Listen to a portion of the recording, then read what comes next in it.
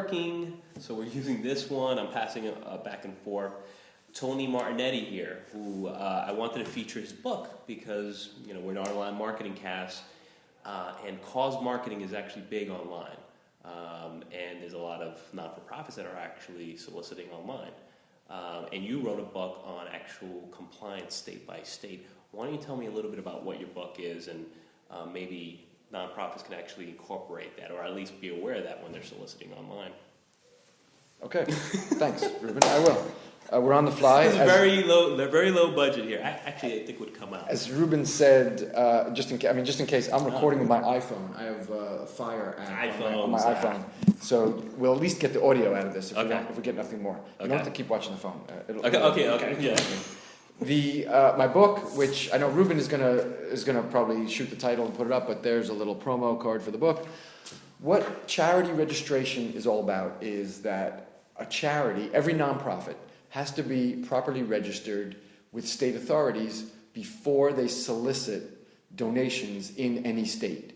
And there's 51 different sets of codes, 51, because the District of Columbia has its own set, its own rules. And now, so the obvious question is, what is soliciting? If I have to register everywhere I solicit, what's a solicitation? I think most relevant to your audience is that in a lot of states, the Donate Now button, accepting gifts online in 22 or so roughly states, that is a solicitation. So before your Donate Now button goes live, you are supposed to be registered in all those states where the existence of the Donate Now button is a solicitation. And I think it's...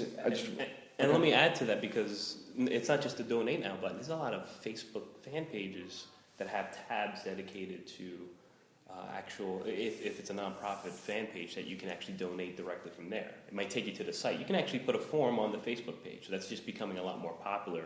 So not just websites, actually social media properties as well. Yes, that's true. If it's a solicitation, if it's an online solicitation, then you need to be registered in the states where soliciting online triggers the registration requirement. And just follow up on what you said, it doesn't matter whether somebody actually donates it clicks through the Facebook fan page and goes to donate.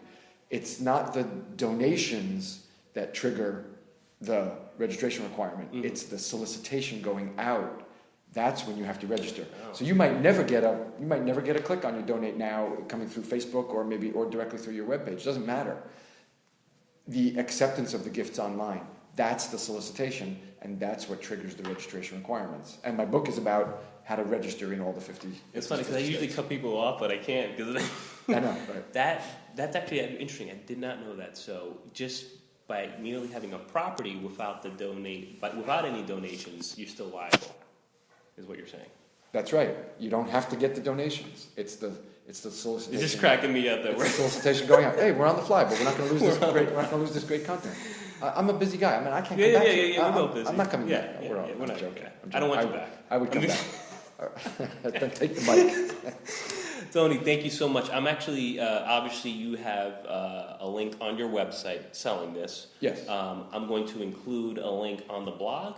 If you're on a video sharing site, just click on the very top, the link to the Path Interactive blog, and you'll be able to actually see his link and actually take a look at basically a state-by-state guideline of how to be compliant when it comes to charity registration.